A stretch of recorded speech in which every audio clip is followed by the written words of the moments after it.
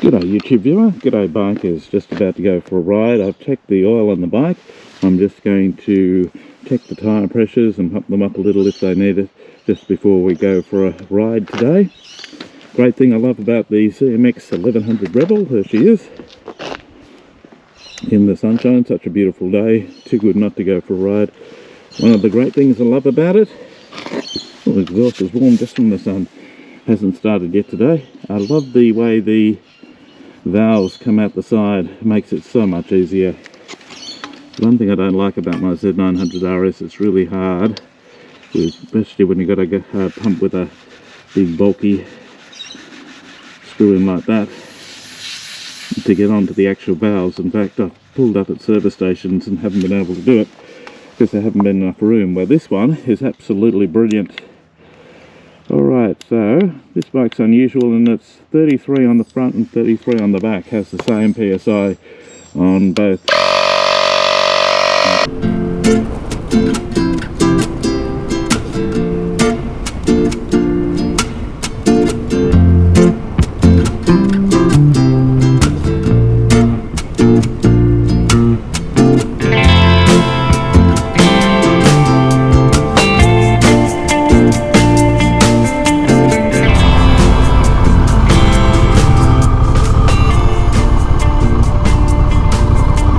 Welcome back.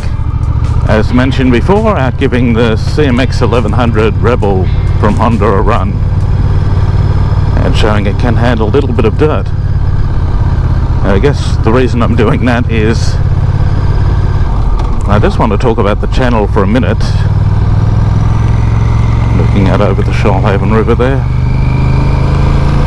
and in the last couple of months riding has been a little bit difficult. Not very much good weather.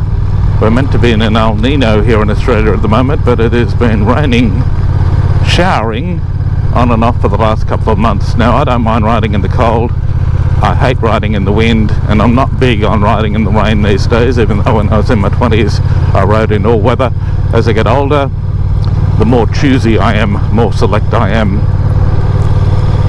And for that reason, there haven't been many videos of me going on rides and talking in the helmet like this on the microphone. I'm using a cable mic today. But often these days I do use a wireless mic. I just prefer the cable mic with the GoPro because the footage, the colours in the footage I find better. Magnificent, isn't it, up here?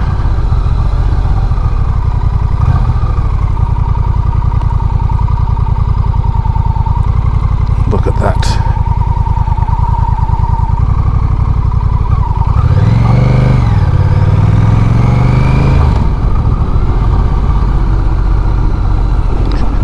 Magnificent scenery. Just amazing, isn't it? Beautiful.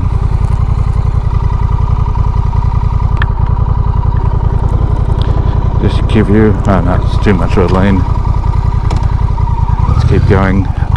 I'll show you some other footage of the bike with that view. Just it was going to be too much of a lean there. Yeah, so I haven't been doing too many rides, particularly on the dirt bikes. I want to take you on some adventures on some new roads that I haven't shown you before. That'll be happening very soon.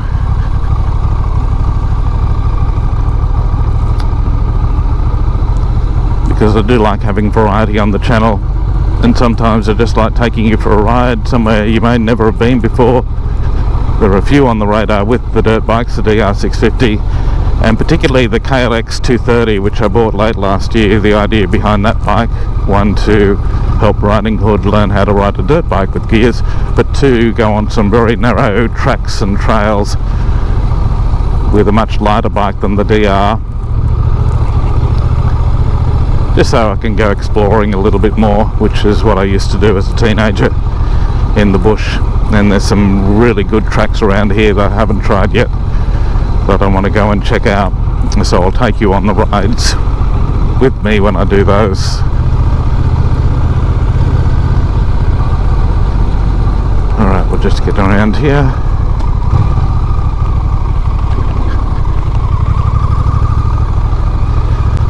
So the KLX and the DR, very limited fuel range on those. The DR was perfect when I did the bridle track late last year, because I filled up in Bathurst and going all the way to Hill End on the bridle track and back was around 135 kilometres. So the bike more than capable of doing that. I have toyed with the idea of putting in a service tank on it, 20-25 litres, and I will when I do ride that bike across the Simpson Desert, which is one of my plans. But it's not something I want to keep on the bike, and there are some rides I want to do where I need to go about 300 k's, 350 in between fuel stops. I love the look of the bike the way it is. It has that retro look about it with the standard tank, the one that comes with the bike, and I don't really want to change that. But the KLX and the DR haven't got the range I need for those longer rides in the dirt, on the dirt. And so I have been toying with the idea of getting a bike that sits somewhere between in horsepower, the KLX, which is around 17 horsepower, and the DR, which is in the low 40s. Getting something around 300 or 400 cc that can do some of those longer days in the saddle that I want to do in some remote dirt track locations that are not too far out of the way, but far enough where fuel range, fuel anxiety does become an issue. And I'd love to hear what you think about that. The bikes I have considered, it doesn't mean I am going out and buying a new bike in that regard, but it is something I have been thinking about. The bikes I have considered are the CF Moto 450 MT, the KTM 390 Adventure R, and the CRF 300 Rally. The L doesn't have the range, but the Rally certainly does. I'm talking away here and dawdling along. I better start getting up to 100 k's an hour now, otherwise I'm going to have traffic all over me. Sometimes when I talk I just lose track of how fast I'm going and what I'm doing, which is not good. Let's get her up to 100. It's very easy on this bike. In fact, it loves it. Yeah, so there are some things I'm thinking about. I think the next buy will be that bike that's missing in my garage. Basically nearly finished setting up the garage for my plans in retirement. I'm someone who buys and sells bikes. I don't have a channel bike or anything like that. I have bikes that I've been collecting that are going to do something I want them to do in retirement. Something that gives me plenty of variety and choice and lets me do where my mood takes me that day.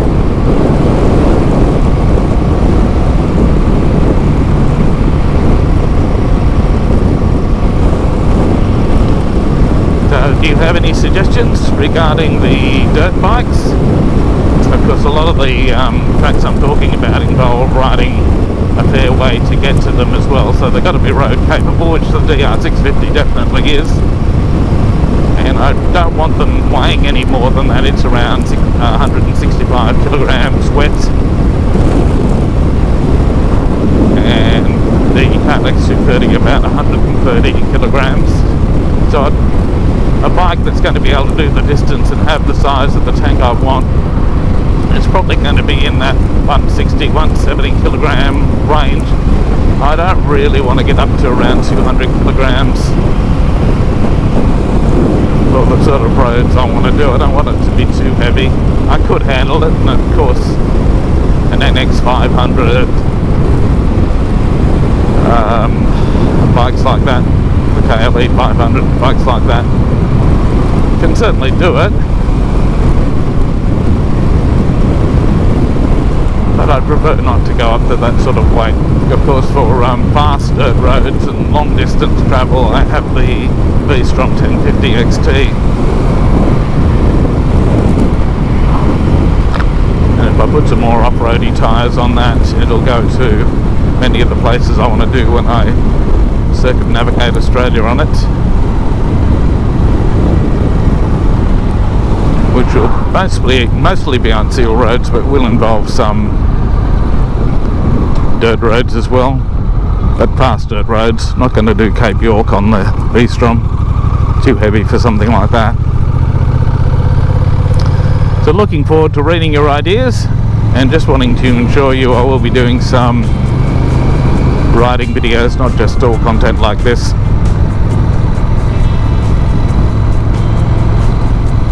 And of course I will do some reviews with the next couple of bikes. The collection has been put together over the last 5 or 6 years from scratch. Once I got back into riding regularly again, it's almost complete now, so any time I might trade in a bike or something, which I think I mentioned in the last video, is maybe trading the scooter in on a Vespa or an X-Max 300 or something like that, just to give me a bit of more versatility with the scooter, which is mainly for errands around town, going and buying bread and milk and things like that, going to pick up parts super cheap at Repco or Autobahn or one of those places for the bikes and the four-wheel drive.